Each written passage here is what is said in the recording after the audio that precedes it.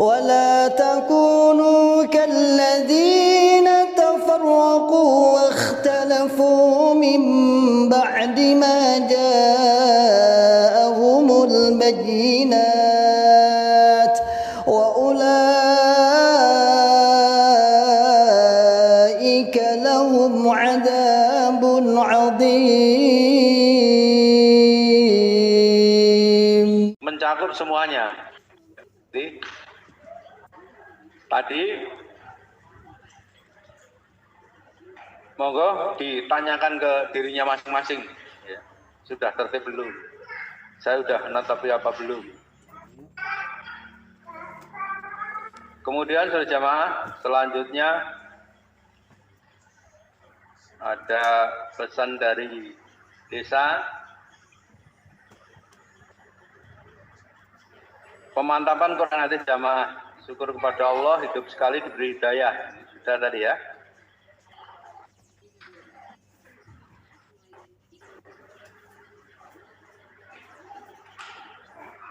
Kemudian nasihat bab kewajiban mengeluarkan harta untuk Quran hadis jamaah.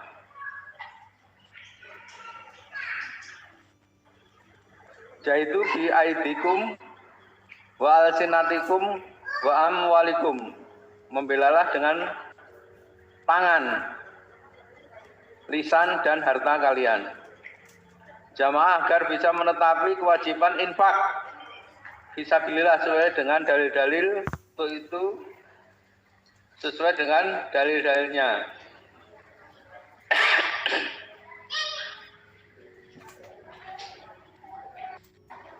Kriteria-kriteria ya, Mas Soleh.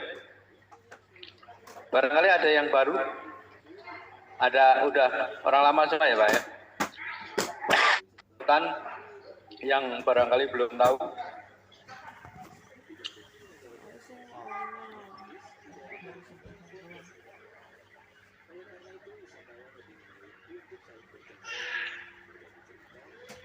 Jamaah yang mempunyai harta 10 juta sampai 25 juta, sedikitnya Isrun 2,5%.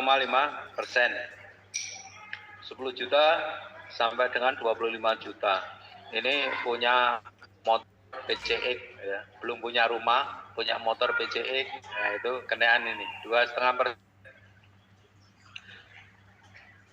25 juta 1 sampai 40 juta, infak sedikitnya 5%. 40 juta kalau rumah ya belum ada ya. Ini bapaknya punya PCX, terus anaknya dibelikan apa itu, Scoopy, ya tapi masih ngontrak ini ya.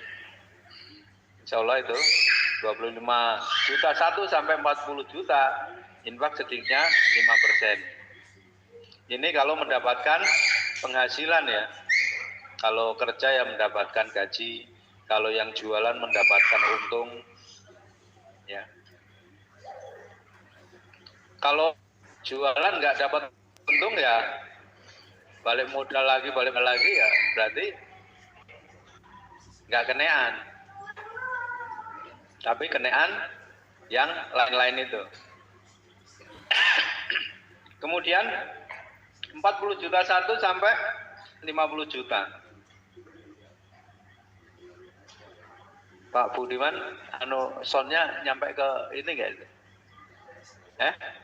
Sampai 40 juta 1 sampai 50 juta, sedikitnya 7,5%. Kemudian juta 1 sampai ke atas, sedikitnya 10%. Ya, jadi masalah yang sudah punya rumah itu nilainya sudah 50 juta ya, insya Allah kena 10%. Adapun jamaah yang harta kekayaannya di bawah 10 juta, jangan, apalagi mendapat rezeki supaya tetap infak semampunya. Baru kerja bisa beli motor second lah, 8 juta, supaya infak semampunya. Jadi Jadi amal soleh untuk ya amal soleh ya itu kalau udah kerja itu didata semua. Tapi Pak Kiainya sudah ngasih info, oh sudah Mas, ya, alhamdulillah. Soalnya di kelompok lain itu ada Pak, jamaah-jamaah itu nggak kedata.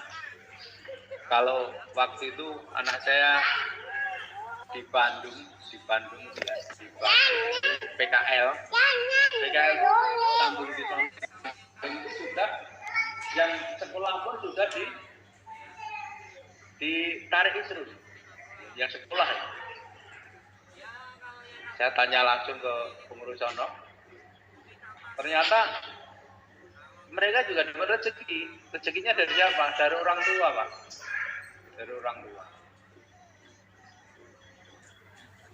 Kamu disangoni sebulan berapa? 400. Ya diambil, kan infak semampunya 2,5% bulian. Jadi misalnya itu waktu itu anak saya itu disangoni ngasihnya itu 12.000. Jadi memang sebenarnya nggak banyak, cuman itu pendidikan. Memang dari anak-anak itu sudah, kalau di Bandung itu sudah diajari untuk itu, untuk melaksanakan kewajiban karena dapat rezeki ya.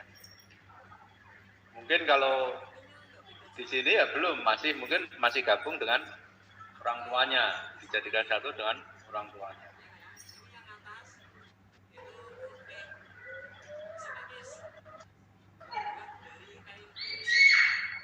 Itu guys, amal soleh bisa ditetapi ya, yang mana kalau kita lihat ya pembelaan dari kita itu nggak sia-sia, karena memang misalnya kita lihat kalender, lihat sabilillah, tempat-tempat sabilillah, masjid-masjid itu ya untuk jamaah luar biasa. Kita ada andil semua tuh, bapak-bapak, ibu-ibu, kita punya andil semua tuh yang di kalender itu, karena uang kita disetor ke desa, ke daerah, kemudian ke pusat ya, kemudian di kelompok-kelompok desa-desa, daerah-daerah itu mengajukan bantuan. Jadi uang kita itu ya disebar ke seluruh Indonesia. Jadi kita jariah. Pokoknya kalau bisa Isrun, bisa melaksanakan, menetapi ya, insya Allah barokah. Waktunya sudah habis. Kemudian hadiah ya, yang sama kenal kita ini ada yang baru, yang tadinya kita rame-rame, ternyata ada ditasihkan baru, bahwa kita setelah dikubur, kalau pas kematian itu harus datang semua, kita harus takziah. Tapi setelah dikubur itu nggak boleh ngumpul-ngumpul ya, yang nggak berkepentingan lah, yang nggak berteman, hanya misalnya datang memberikan ucapan bela sungkawa terus pulang. Tapi kalau masih keluarganya ya masih diperbolehkan gitu ya. Jadi kalau dulu kelompok malah ngajinya masuk, nasinya ke tempat yang meninggal. Sekarang sudah di masuk ya, ada taskah baru seperti itu. Amal soleh juga bisa dilancarkan. Kemudian melancarkan acara sambung desa. Amal soleh, kalau ada undangan seperti tadi ya, kita tertib, kita mengikuti.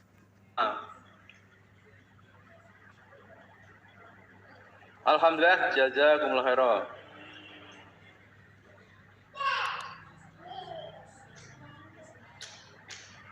Ini satu lagi untuk yang mendapatkan amplop SKK untuk kekurangan dana olahraga, segera diserahkan lewat KU kelompok masing-masing. Terus dapat SKK dari desa untuk olahraga, karena olahraga minus berapa waktu itu, minus 17 juta atau 12 juta itu. Jadi untuk olahraga anak-anak itu bola dan lain-lain itu minus dari SKK. Jazakumullah khairan.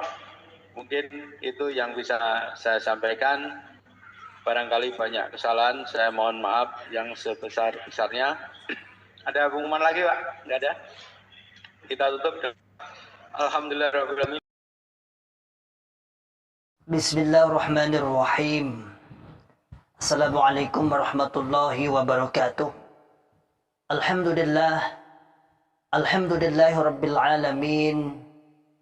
Alhamdulillahilladzi qasama akhlaqakum kama qasama arzaqakum bainakum.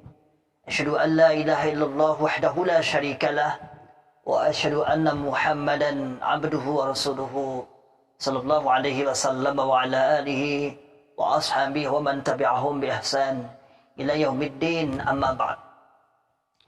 Ma'asyiral muslimin hafizakumullahu taala. Alhamdulillah, pada kesempatan di pagi yang cerah hari ini, alhamdulillah kita masih ditetapkan dalam kesehatan, sehat walafiat, aman fi amanillah wa fi barakatillah fa insyaallah. Dan saya berharap panjenengan juga sama, istiqomah dalam kebenaran, istiqomah dalam kebaikan, dan ya'muruna bil ma'ruf wa yanhauna 'anil munkar wa ulaika humul muflihun.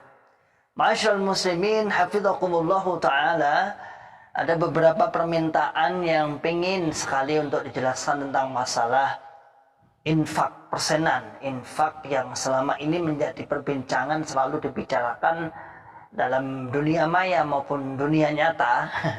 Di dunia nyata misalnya, ya di dalam golongan Jukam ini memberlakukan tentang infak persenan.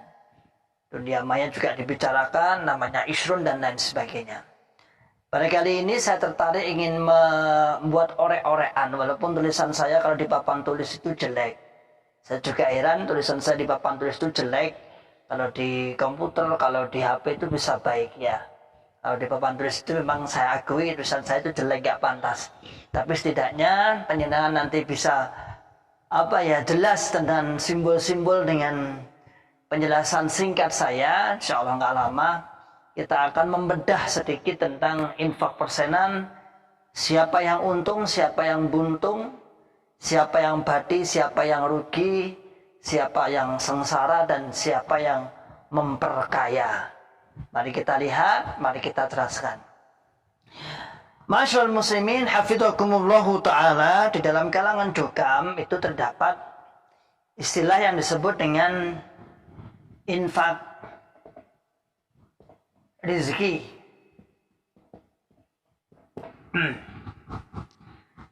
Namanya infak rezeki. Ada yang memberi nama namanya infak persenan. Ada yang memberi nama lagi namanya isrun.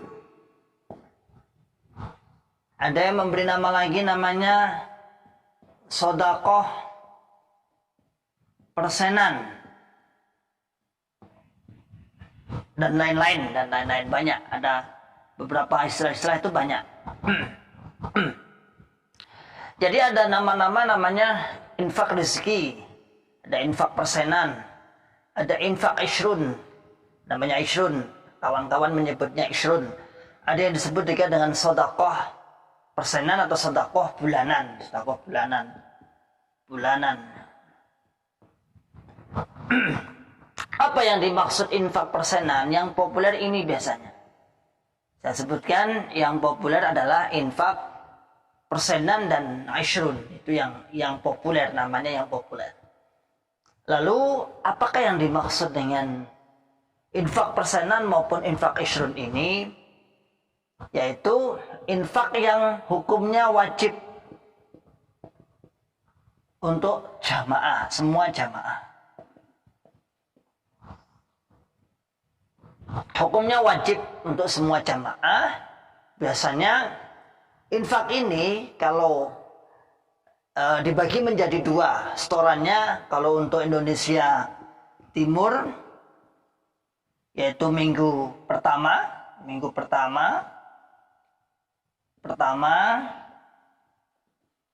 Indonesia Barat disetorkan minggu kedua. Semuanya disetorkan ke pusat. Ya. Untuk Indonesia Timur disetorkan minggu pertama, kemudian untuk Indonesia Barat disetorkan minggu kedua, dan semuanya disetorkan ke pusat. Masyaallah muslimin hafizakumullahu taala, ini ta'rif atau pengertian singkat tentang infak. Intinya pokok infak itu wajib kepada seluruh jamaah untuk disetorkan ke pusat, baik minggu pertama maupun minggu kedua. Untuk Indonesia Timur itu Jawa Tengah sana, Kalimantan dan Sulawesi, Irian dan sebagainya. Untuk Jawa Timur, untuk Indonesia Barat nanti Jawa Barat atau Jawa Tengah sebagian perbatasan sana, sampai ke sana, sampai ke Sumatera dan seterusnya. Lalu infak ini didasarkan atas apa? Infak ini didasarkan atas apa? Pendalilannya maksudnya, pendalilannya surat Al-Baqarah. Al-Baqarah ayat 2. Misalnya, wa mimma razaqnahum yunfiqun. Pokoknya itulah. Dan sebagian dari harta yang telah kami berikan kepadamu, wa mimma razaqnahum yunfiqun, maka infakkanlah. Dia apa-apa nih itu juga dalilnya juga ini ya, pokoknya sebagian harta itu. Padahal ini kan beberapa tafsir menjelaskan banyak, ada zakat, ada sedekah dan lain sebagainya. Kemudian cara penghitungan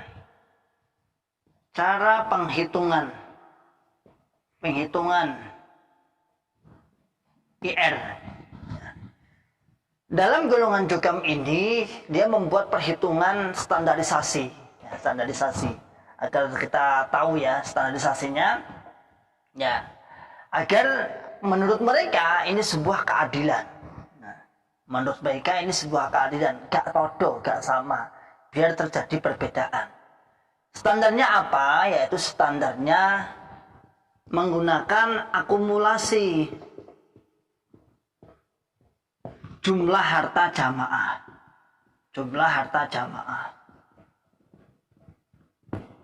Jadi itu total harta jamaah nanti hartanya berapa, kemudian nanti dibuat standar infak. Misalnya saya punya sepeda motor, saya punya mobil, saya punya rumah, itu menjadi perhitungannya. Kalau dalam bahasa zakat istilahnya nisab. Nah, cuman kalau nisab itu kan bukan pada harta ya. Nisab itu kan dari apa yang menjadi objek yang akan dizakatkan. Tapi ini untuk infak ini adalah dari akumulasi. Misal, contoh yang pertama itu jamaah, bukan contoh, ini nyataan. Jamaah yang mempunyai harta 10 juta satu rupiah sampai 25 juta, maka infak sedikitnya adalah 2,5%. 2,5%. Ini, jadi jenengan kalau dalam pembinaan dulu saya, itu hak itu saya pernah waktu pembinaan gemblengan waktu masa cabai rawit itu disuruh menghitung harta saya apa, punya sepeda, punya kaos kaki, punya kaos, punya baju, punya jaket ditulis semua. Nah, ini jumlah hartanya dengan yang punya harta antara 10 juta 1 sampai 25 juta, maka infak persenannya adalah 2,5%. Lalu B, yaitu jamaah yang mempunyai harta 25 juta 1 sampai dengan 40 juta, maka infak sedikitnya adalah 5%. Ini untuk yang punya harta dikumpulkan ada 25 juta 1 sampai 40, 26 juta, 27 juta dan lain sebagainya sampai 40, maka infaknya adalah paling sedikit 5% dari hasil sehari-hari atau selama 1 bulan. Kemudian C, jamaah yang mempunyai harta 40 juta 1 sampai 50 juta, maka infak sedikitnya adalah 7,5%. persen. 7,5%. Dan yang terakhir adalah di jamaah yang mempunyai harta 50 juta satu. Oh, kurang. Satu. Ya ini. Kurang ya. Yaitu 50 juta satu. Sampai dengan ke atas 1 miliar, 2 miliar, 100 juta, 200 juta, 100 juta. Maka infak persenannya adalah 10%. Ini tulisanku balik dibayar, ya apa lah. Jadi diakumulasi jumlah hartanya. Kalau hartanya misalnya mencapai 50 juta satu ke atas, maka infaknya 10%. Masih ada lagi. Adapun jamaah yang mempunyai harta di bawah 10 juta, maka tetap infak. Tetapi tidak mengikuti ketentuan. Jadi tidak mengikuti ketentuan. Jadi tidak ada standar ini enggak. Ma'asyiral muslimin hafizakumullahu ta'ala. Kalau kita lihat bagian-bagian seperti ini ternyata sungguh rapi. Bisnis ini cukup rapi sekali ya. Bisnis ini cukup rapi sekali, begitu luar biasanya. Lalu kita akan akan mengupas sedikit. Dari keterangan ini, cara perhitungannya misalnya ya. Udah tadi cara perhitungannya belum ya. Ini kan baru standar namanya apa, standar akumulasi untuk menentukan nisab kalau dalam istilah zakat. Jadi karena infak persenan bukan nisab tapi harta jamaah. Dari penjelasan seperti itu tadi, lalu biasanya bapak-bapak pengurus kita dulu para pendoktrin akan membuat kesimpulan. Rata-rata orang yang berumah tangga itu mesti hartanya adalah 50 juta satu ke atas rata-rata, sehingga tak heran maka semua diperkenankan 10%. Rata-rata yang punya berumah tangga itu 10%. Bagaimana cara penarikannya? Cara penarikannya adalah dengan hasil setiap bulan. Misal kita mempunyai hasil setiap bulan dalam rumah tangga itu 5 juta, maka wajib infaknya berapa? 500.000. Ya.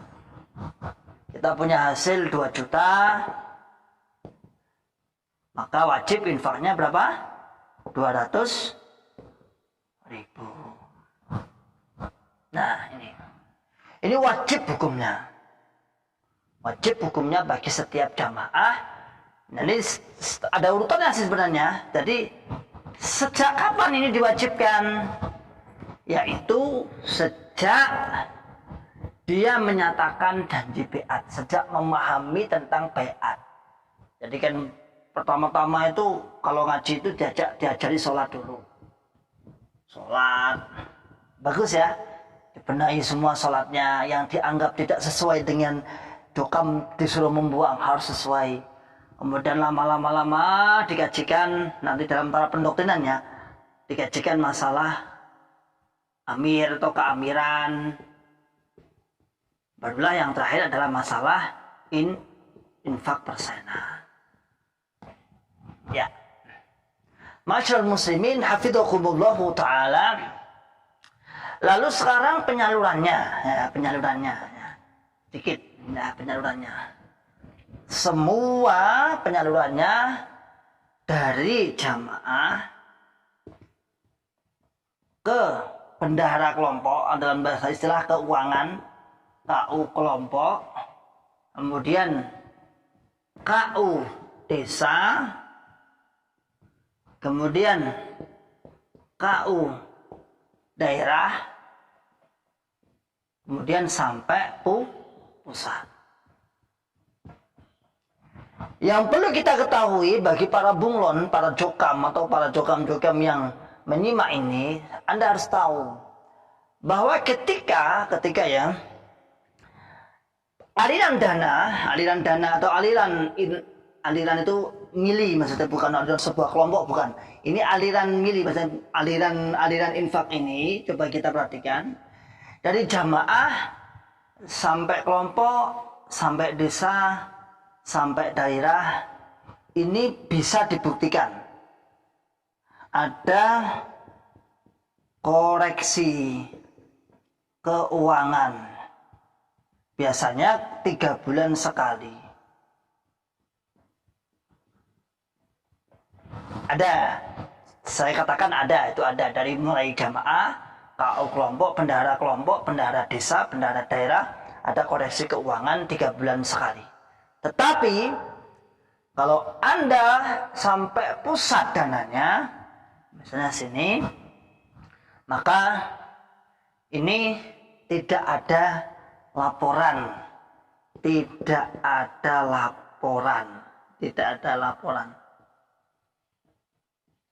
kepada jamaahnya. Kalau ini ada, masih dipertanggungjawabkan walaupun sesama staf pengurus masih ada. Kita juga tidak menafikan itu, di daerah-daerah itu masih ada, kasihan dia sebenarnya. Tapi kalau sudah sampai pusat maka tidak ada laporan kepada jamaah. Tulis aku di awal ya. Masyaallah muslimin hafidhukumullahu ta'ala. Lalu kita hitung lagi. Berapa sih jumlah total misalnya, total jenderal misalnya. Nah, dibuat rata-rata infak, misalnya infak persenan ini. Kalau rata-rata misalnya kita buat berapa ya, 100 juta lah, 100 juta per daerah. 100 juta itu per daerah. Daerah ini ada sekitar berapa? 350.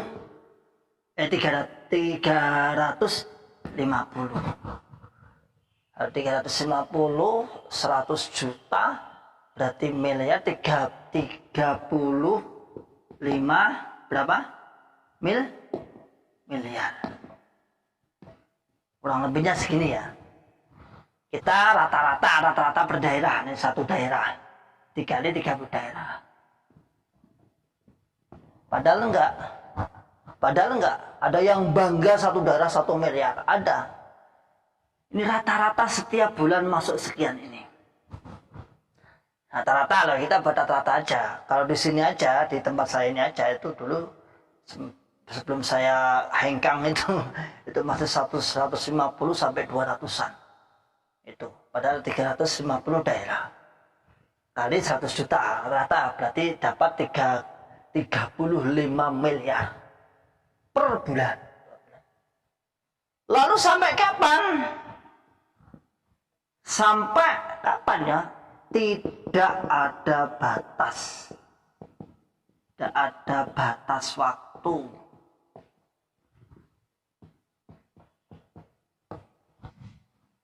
Bahkan kalau mendengar mendengar moto-motonya ila yaumil qiyamah. Sampai mantap untuk memantapkan jamaah kita tidak akan berubah sampai ila yaumil qiyamah. Nah, ini adalah gambaran sedikit untuk masalah pembelaan, untuk masalah infak. Lalu ada beberapa istilah yang tadi saya awal sebutkan agar jamaah merasa mempunyai, merasa memiliki, merasa wajib dan merasa nggak boleh ditinggalkan. Maka biasanya kata-kata infak itu kadang berubah-ubah nama sesuai ghirah semangat.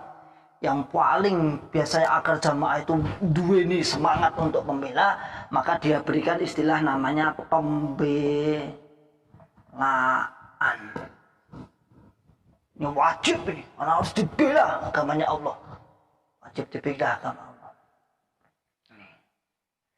Masyaallah muslimin hafidhukumullahu ta'ala. Mari kita berpikir ulang bagaimana tentang kondisi kelompok, kondisi desa, kondisi daerah? Apakah berpengaruh dengan IR ini tentang pembelaan atau pembangunan yang ada di daerah? Ternyata tidak. Tidak mempengaruhi. Misal gini, seandainya misal kelompok membangun, saya bicara dengan kelompoknya.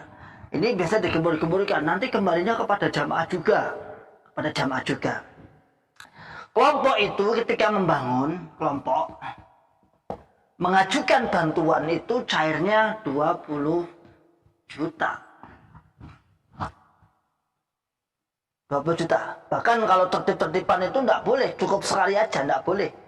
Masjid Lombok, masjid desa dalam istilah Cokam itu 30 juta. Dibantu ya 30 juta. Kemudian daerah biasanya dibantu 50 juta. Ini sekali saja. Walaupun nanti di sini di daerah itu ada yang ngakali nanti.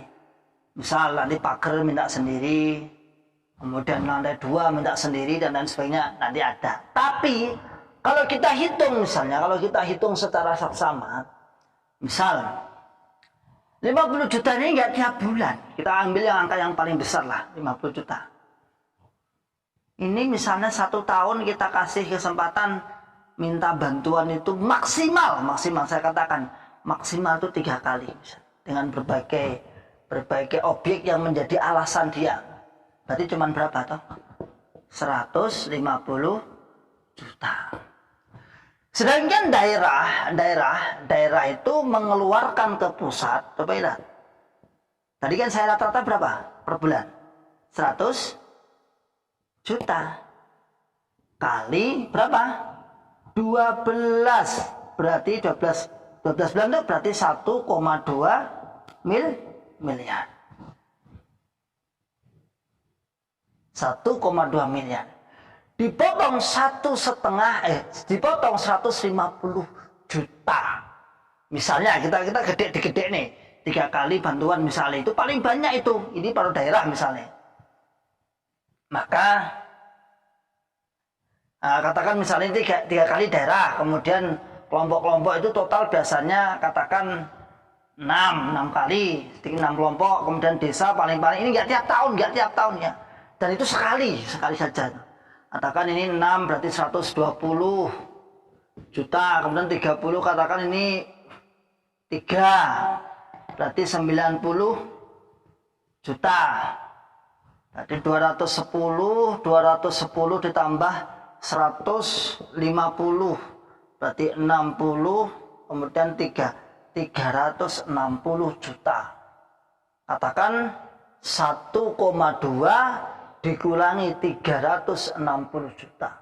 Berarti berapa?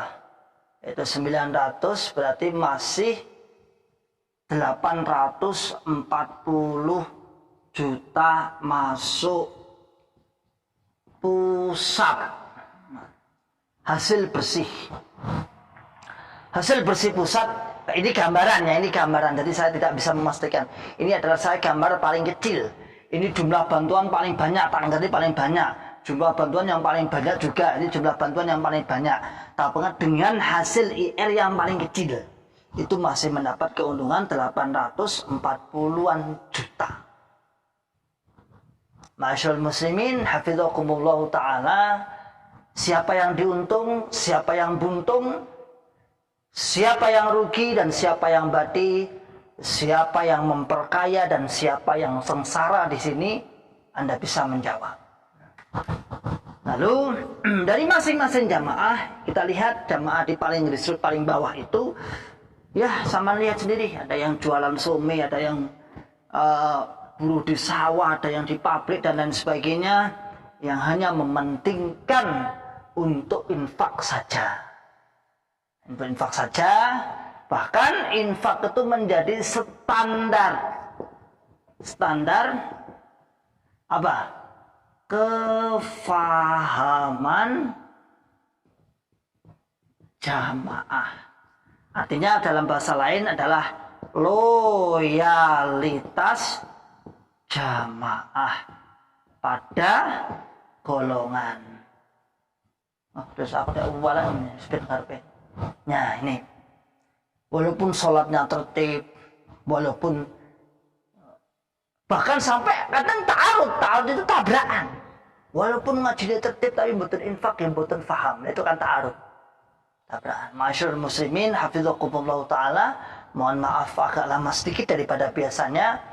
Saya hanya ngajak berpikir pada Anda dengan akal sehat, akal waras, akal yang sempurna, akal yang